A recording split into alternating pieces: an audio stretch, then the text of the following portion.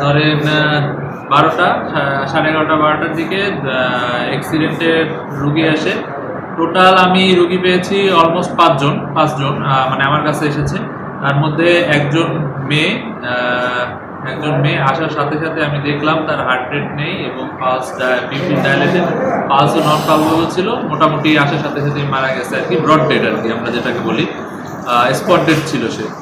আর হচ্ছে গিয়ে তার মা হয়তো বয়স্ক একজন মহিলা, ওনার হেড ইনজুরি ছিল, তারপর পায়ের ফ্র্যাকচারও ছিল, কারণ যে ডান পা নাড়াতে পারতেছিল না। এক্স-রে এবং সিটি স্ক্যান করার জন্য আমরা তাদেরকে জেলা লেভেল, ডিস্ট্রিক্ট লেভেল বিভাগীয় শহর হসপিটালে বা মেডিকেল কলেজ হসপিটাল যেটা বলে আর কি, কারণ তার হেড ইনজুরি যেহেতু আছে, তার ডিসিএসও একটু খারাপ ছিল। তো সেই জন্য আমরা পরবর্তী ফার্দার চিকিৎসার জন্য নিউরোসায়েন্স, ঢাকা মেডিকেল অথবা খুলনা মেডিকেলে রেফার করেছি।